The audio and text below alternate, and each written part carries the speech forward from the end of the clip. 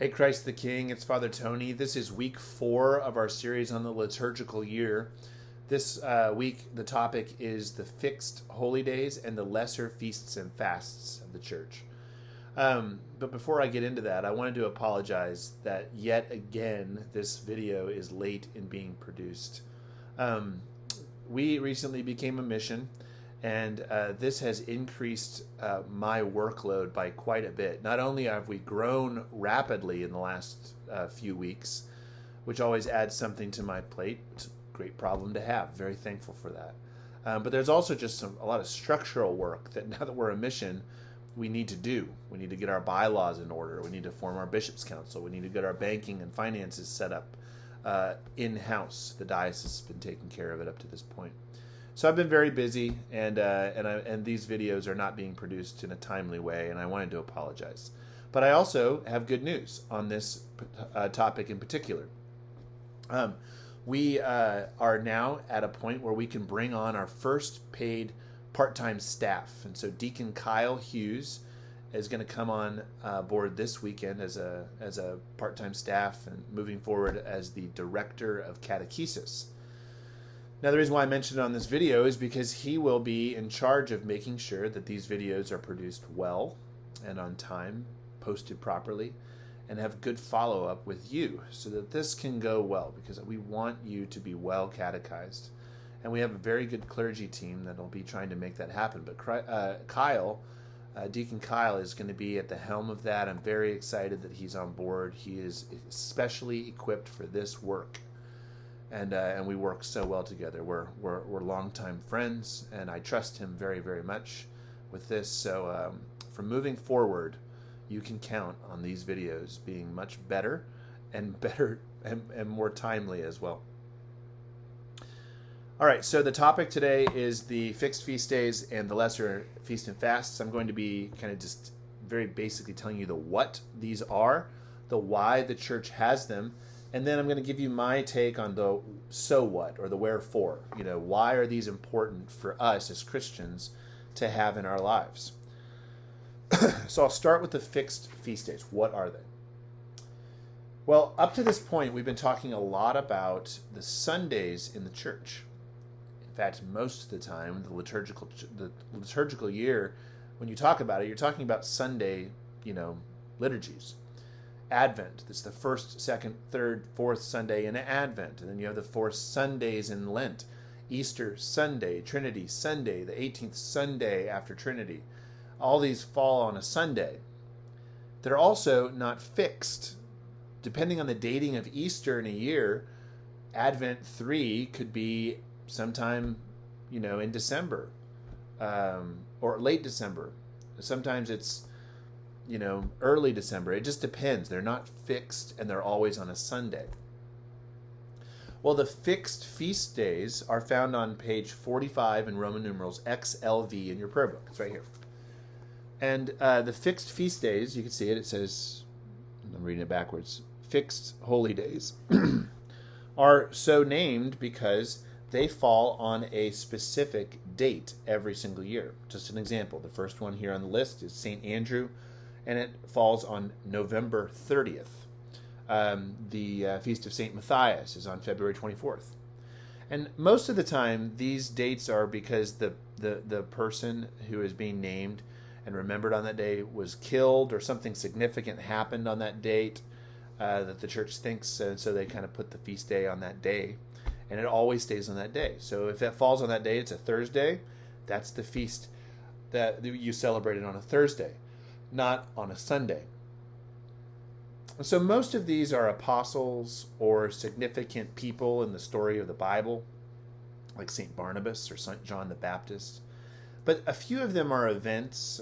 You have Transfiguration of Jesus on here. You have the Annunciation of Mary. And those are dated based on when those things happen, those events happen. Like, for instance, Annunciation is on March 25th.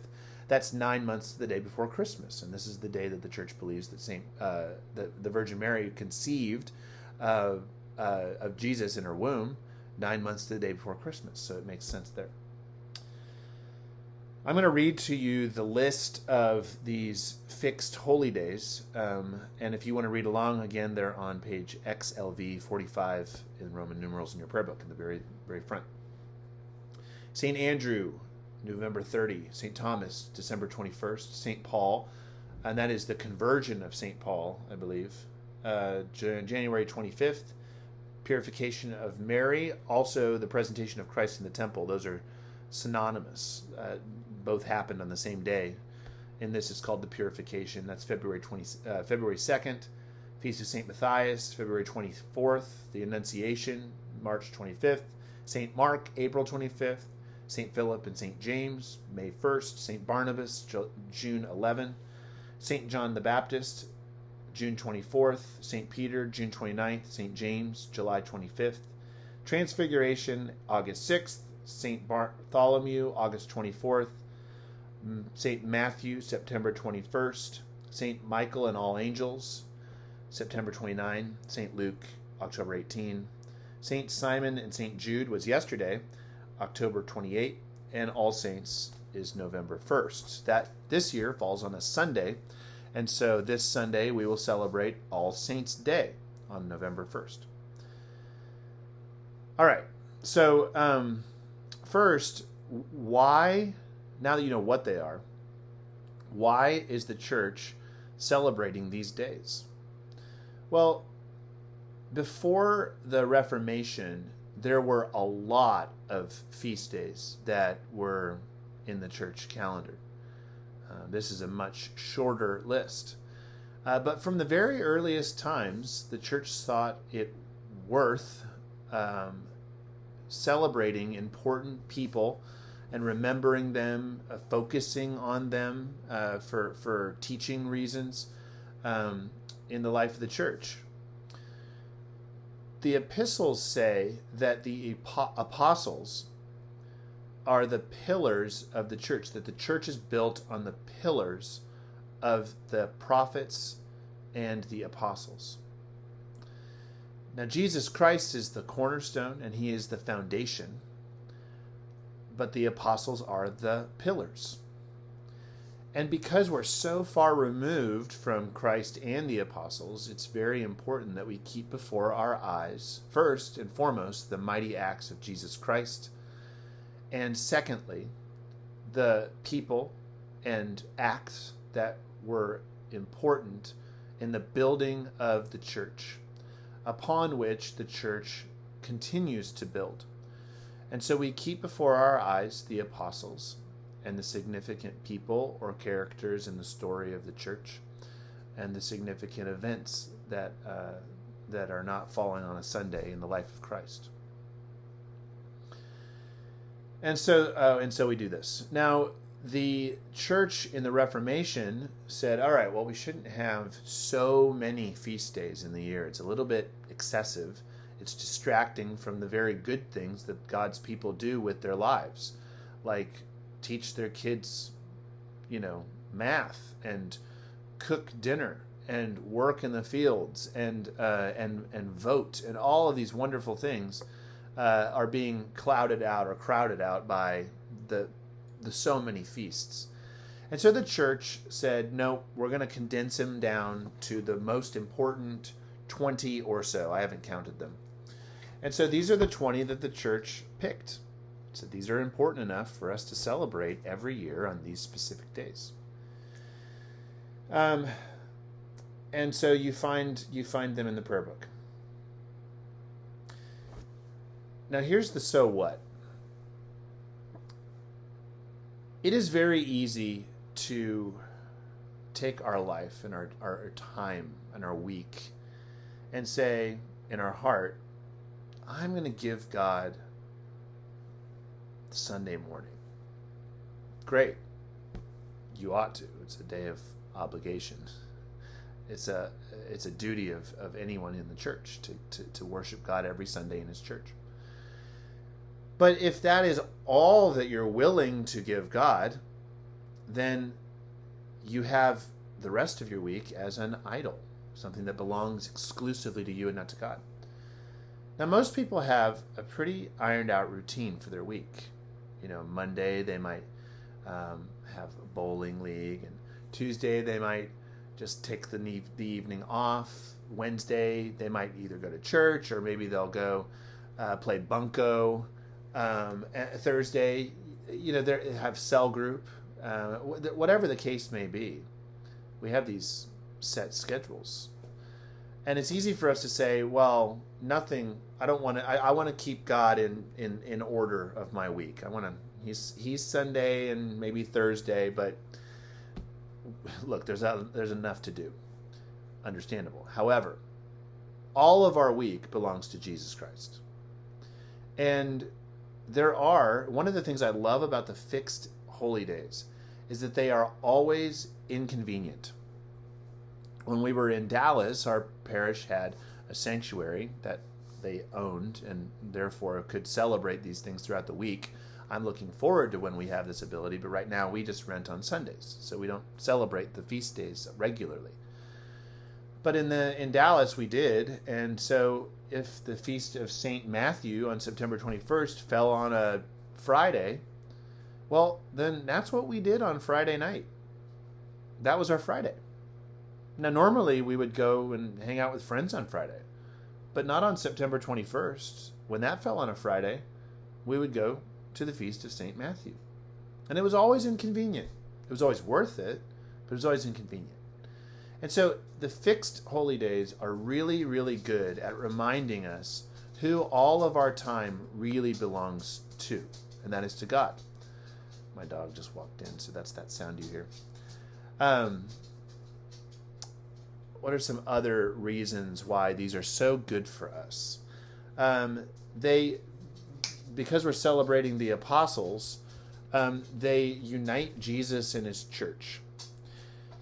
You'll often hear that Jesus and the church are separate things. Well, the analogy of the body of Christ doesn't really afford that type of separation, although, of course, there is a distinction.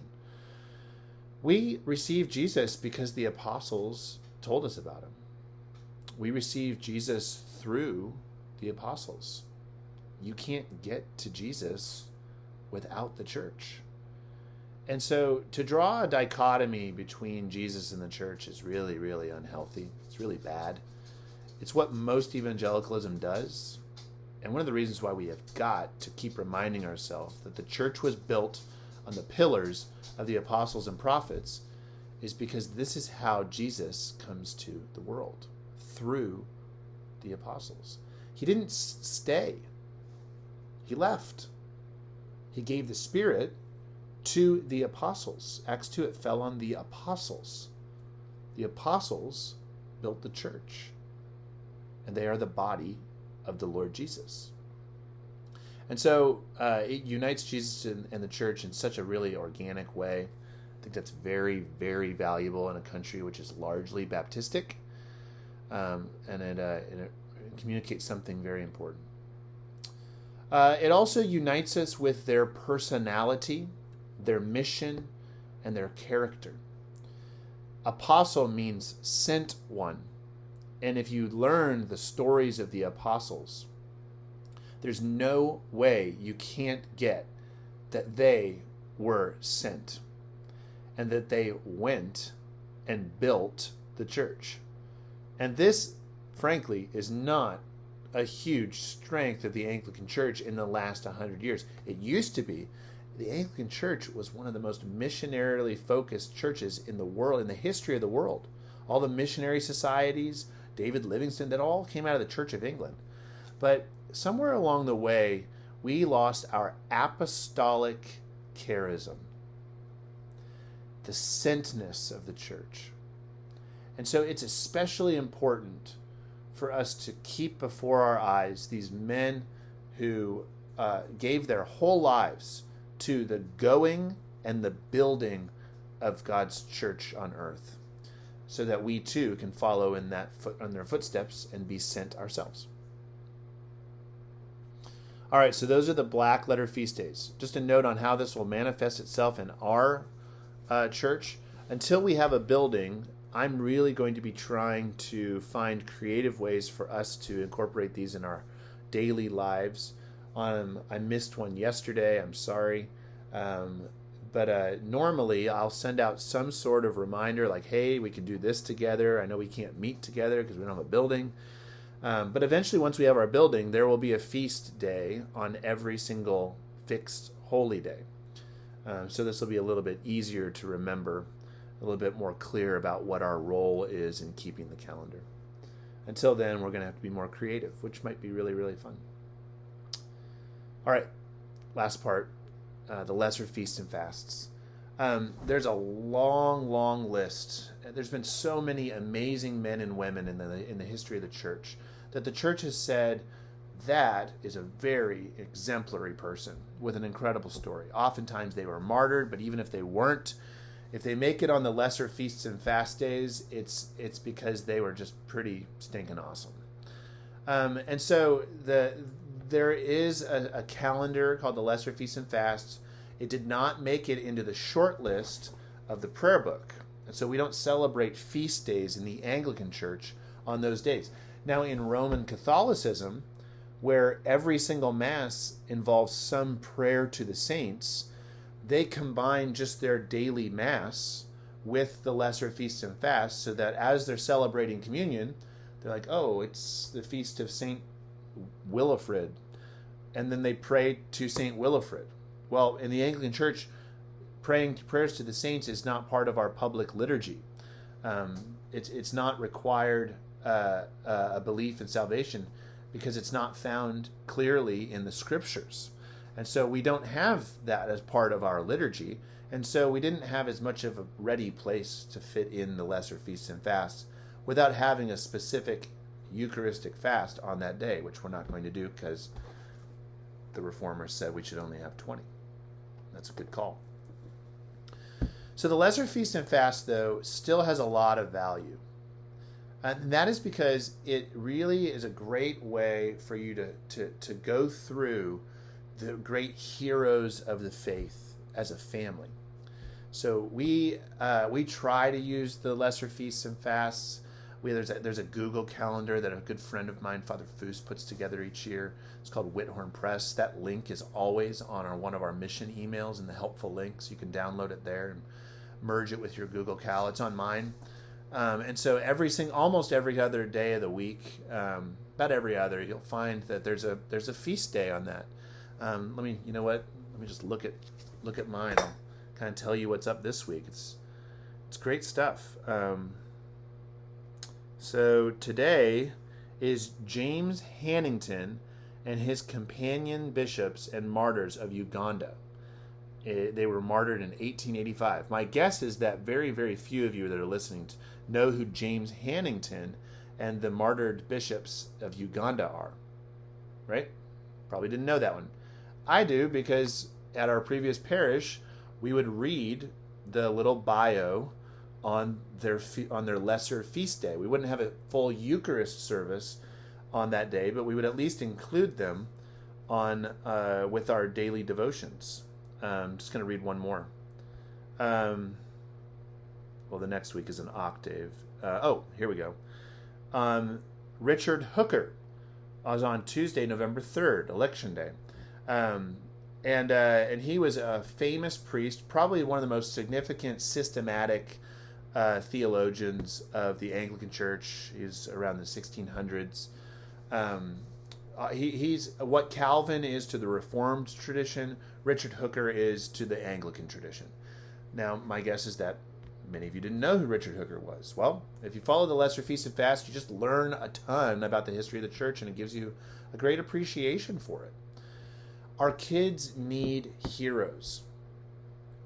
The church is very often very good at communicating the doctrine that is essential, the theology behind the gospel. But it's usually not very good at tying tying together theology with praxis, or the practical side of life, what we often call ethics. Well, the lesser feasts and these saints, as the church names them. Of course, we believe in the Anglican Church that all who die in the Lord are saints. We celebrate that on All Saints' Day. But there are those who are just particularly good Christians, and we say, man, they They're worthy of notice. It's very important that we look at their lives, because they, in their lives, in their biographies, take the theology that we hold to, the gospel of Jesus Christ, and you can see how they lived it out. And if we continually have these stories about this group of heroes before our eyes, then we too will have a better imagination for what does it mean to love our enemies? What does it mean to pick up our cross? What does it mean to bear one another's burdens? What does it mean to worship God, to pray always? We say these things, but what does it mean? Well, the Lesser Feast and Fast is a really great tool in fleshing out the theology of the church. So like I said, there's some resources on the mission email. The Whithorn Press calendar is one. The Homely Hours is another resource put out by some lovely people in the REC. But these are the fixed holy days and the lesser feast and fasts. Hope you guys learned something, and look forward to the discussion tomorrow.